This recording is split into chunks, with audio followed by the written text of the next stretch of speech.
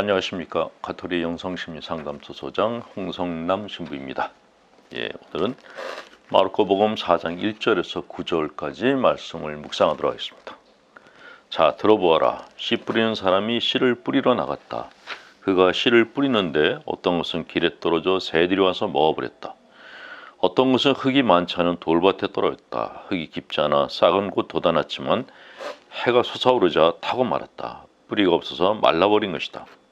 또 어떤 것은 가시덤불 속에 떨어졌는데 가시덤불이 자라면서 숨을 막아버려 열매를 맺지 못하였다. 그러나 어떤 것들은 좋은 땅에 떨어져 싹이 나고 자라서 열매를 맺었다.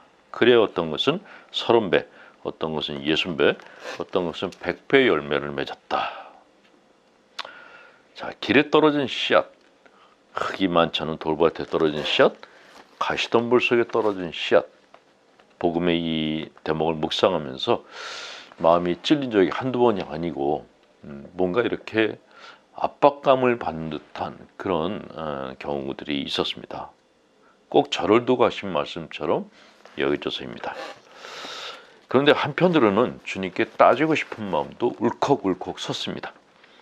어린 시절 불우하게 자란 사람들, 도무지 인생의 행복이라고는 맛을 본 적이 없는 사람들은 어쩌란 말입니까? 하고 따지고 싶은 마음이 들기도 합니다. 사람의 마음을 공부하면서 사람 마음이 그리 비옥하지 않음을 알고 나니 씨앗이 풍성하게 열매를 맺는다는 것이 정말 어려운 일이구나 하는 생각이 더 듭니다. 당연히 주님의 이 말씀은 결정론적이고 이례적으로 해석을 해서는 안 됩니다. 주님께서 단 한 번의 기회만 주시고 단칼에 정리하시는 것으로 그렇게 생각해서는 안 된다는 것입니다. 주님이 주시는 말씀의 씨앗은 끊임없이 우리에게 뿌려집니다. 우리가 죽을 때까지. 사람의 마음은 밭과 같습니다. 씨앗은 좋은 말씀을 의미하죠. 그런데 이 마음의 밭이 사람마다 똑같지는 않습니다. 어떤 사람은 비옥하고 어떤 사람은 황폐하기 이를 데 없습니다. 왜 그럴까요? 여러 가지 이유가 있지만 가장 큰 이유는 부모와의 관계, 가정 환경입니다. 부모에게 관심을 받은 아이의 마음은 비옥한 밭과 같습니다. 그러나 부모에게 무시당하고 방치된 아이들의 마음은 황폐합니다. 온갖 상처와 컴플렉스들은 마음의 밭을 길바닥으로 돌밭으로 또 가시덤불로 만들어버립니다. 그래서 아무리 좋은 이야기를 들어도 귓등으로 흘리고 오로지 욕구만 따르는 인생을 살게 되는 것입니다. 사춘기 때 열매를 수십 배 맺는 씨앗이 되라는 강론을 들었습니다. 그런데 참 마음이 무거웠습니다. 나는 어떤 씨앗일까 하고 스스로 물었더니 내 마음은 길바닥이고 기도할 때는 주님 뜻대로 살 것처럼 하다가 일상생활에서는 다시 세속적이 되니 돌바치기도 하고 주님 뜻대로 살기보다는 내가 하고 싶은 대로 하고자 하니 내 마음은 온통 가시덤불이야 하는 소리들이 줄곧 머릿속에서 맴돌았습니다. 그러다가 영성심리를 접하면서 숨통이 트였습니다. 그토록 혐오했던 온갖 욕구들이 악의 부산물이 아니라 인간의 생존을 위해서 필수적인 것이라는 사실을 알고 나서입니다. 내 안의 감정들은 좋고 나쁜 것이 아니라 다른 영양소들처럼 넘치거나 모자랄 때 그때 문제를 일으킨다는 것을 알게 됐습니다. 모든 사람들의 마음이 길바닥이고 돌밭이며 가시덤불이라는 사실, 인간은 온갖 콤플렉스로 이리저리 뒤엉켜 사는 약한 존재구나 하는 것을 비로소 깨닫게 된 것입니다. 신자들에게 여러분은 왜 아무 결실도 맺지 못하냐고 다그치는 사람이야말로 열매 없는 가라지이며 강박증 환자이고 자기애적 성격 장애자인 것입니다. 사람의 마음은, 거의 모든 사람들의 마음은 길바닥이고 돌밭이며 가시덤불입니다.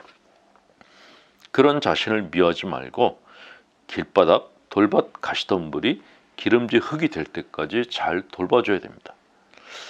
주님은 의인이 아니라 죄인을 보러 왔다고 하셨습니다.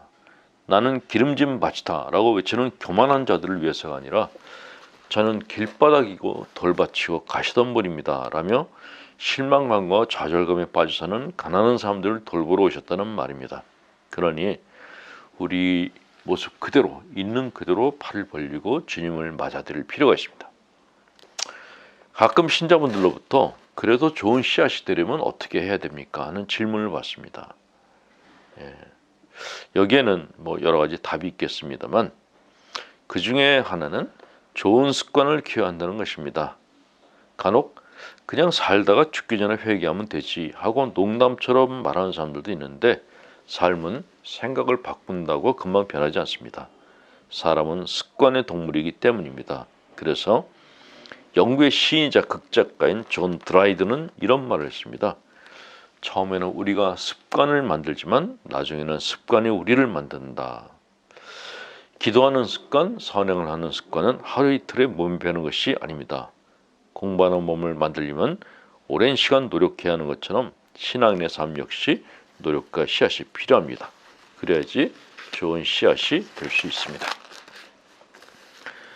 자, 신앙인들을 힘들게 하는 것 중에 점착성이란 것이 있습니다. 점착성이란 말 그대로 어떤 일에 정신이 찰싹 달라붙은 상태입니다. 실수를 잃어보지 못하고 지나치게 책임감이 강해서 늘 일을 머릿속에 넣어가지고 다니고 융통성이 없어 다른 사람이 하는 일을 믿지 못해 자기가 모든 일에 신경 쓰고 아무리 노력을 기울여도 완벽한 결과가 나오지 않는 것에 대해서 괴로워하는 상태들, 이런 상태들을 점착성이라고 합니다. 이런 점착성은 자기 자신을 쉬게 하지 못하고 전력 질주하게 합니다. 그런데 생각해 보십시오. 사람이 기계가 아니란 24시간 내내 전력 질주를 할 수는 없는 것인데 자기 몸에서 보내는 쉬게 하라는 신호를 무시하고 줄기차게 달리기만 한다면 어떻게 되겠습니까? 결국은 마음과 몸에 무리를 줘서 갑자기 과로로 쓰러지게 되는 것입니다. 이런 분들은 어떻게 살아야 될까요? 첫째, 자기가 걸어가는 인생길의 속도를 재고해 보아야 됩니다. 얼마나 빠르게 걷고 있는지, 쉬는 시간은 가지고 있는지, 밥은 제대로 챙겨 먹고 다니는지. 둘째, 자신이 가진 심적인 나약함을 그대로 인정해야 됩니다. 그래야 자신을 다그치거나 몰아붙이지 않고 비교적 평안한 마음을 가질 수 있습니다. 그런데 이들은 왜 이렇게 사는 것일까요? 몇 가지 이유가 있지만 그 중에서 가장 큰 것은 강박불안입니다. 자기가 쉬는 꼴을 보지 못하는 아주 고약한 자아가 끊임없이 몰아대고 또 몰아대는 것입니다. 이들은 아프리카의 얼룩말과 비슷하게 삽니다. 사냥꾼이 얼룩말을 몰아대면 얼룩말들은 거품을 물면서 뛰다가 죽는다고 합니다.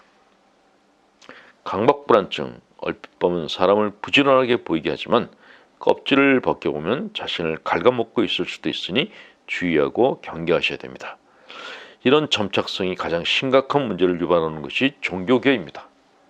신자들을 끊임없이 죄인으로 몰아붙이고 자신의 죄에만 집착하게 만드는 종교계. 종교는 상담으로 마음을 치유하는 곳이어야 하지만 반대로 신자들을 병들게 하는 정신적 고문을 하는 곳이 되기도 합니다. 삶은 강물과 비슷합니다. 굽이굽이 흐르기 때문에 과거의 강줄기를 보면 앞으로 어디로 흘러갈지도 대략 예측이 됩니다. 그러나 이 예측은 절대적인 것은 아닙니다. 인생에는 강물과 달리 여러 가지 변수가 존재하기 때문입니다. 그리고 그런 변수는 은총으로 주어지기도 합니다. 그래서 점장이들이 패가 망신할 거라 예언했던 사람들이 성공하기도 하는 것입니다. 인생의 강줄기는 존재합니다. 그러나 그 강줄기는 숙명이나 운명이 아닙니다. 강줄기는 마음가짐에 따라 바꿀 수 있습니다. 자신의 삶이 불행으로 치닫는다 여겨질 때는 기도하고 마음가짐을 다듬는다면 큰 변화는 이뤄낼지 몰라도 작은 변화는 만들 수가 있습니다. 우리가 가진 가시덤불, 돌밭, 이것들을 기름진 땅으로 한번 만들어 보시기 바랍니다. 강복드리겠습니다. 전능하신 하나님, 성부와 성자와 성령께서는 우리 교우들에게 축복을 내리셔 길이 머물게 하소서. 아멘. 홍성남 신부였습니다.